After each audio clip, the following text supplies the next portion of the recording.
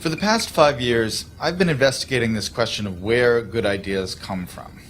It's the kind of problem I think all of us are intrinsically interested in. We want to be more creative, we want to come up with better ideas, we want our organizations to be more innovative. I've looked at this problem from an environmental perspective. What are the spaces that have historically led to unusual rates of creativity and innovation? And what I've found in all of these systems, there are these recurring patterns that you see again and again that are crucial to creating environments that are unusually innovative. One pattern I call the slow hunch, that breakthrough ideas almost never come in a moment of great insight, in a sudden stroke of inspiration. Most important ideas take a long time to evolve, and they spend a long time dormant in the background.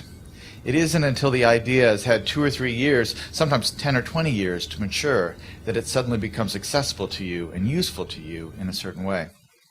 And this is partially because good ideas normally come from the collision between smaller hunches, so that they form something bigger than themselves.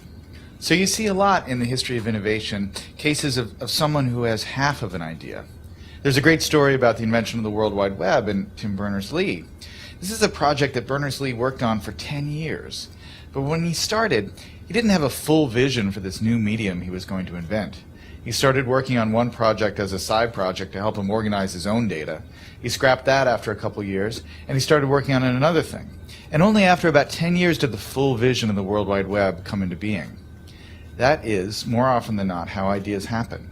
They need time to incubate, and they spend a lot of time in this partial hunch form. The other thing that's important when you think about ideas this way is that when ideas take form in this hunch state, they need to collide with other hunches. Oftentimes, the thing that turns a hunch into a real breakthrough is another hunch that's lurking in somebody else's mind. And you have to figure out a way to create systems that allow those hunches to come together and turn into something bigger than the sum of their parts. That's why, for instance, the coffee house in the Age of the Enlightenment or the Parisian salons of modernism were such engines of creativity because they created a space where ideas could mingle and swap and create new forms. When you look at the problem of innovation from this perspective, it sheds a lot of important light on the debate we've been having recently about what the internet is doing to our brains. Are we getting overwhelmed with an always connected, multitasking lifestyle? And is that going to lead to less sophisticated thoughts as we move away from the slower, deeper, contemplative state of reading, for instance? Obviously, I'm a big fan of reading.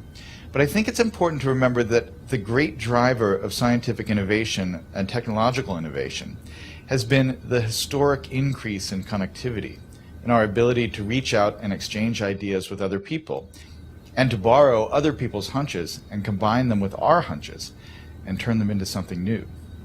That really has, I think, been, more than anything else, the primary engine of creativity and innovation over the last 600 or 700 years.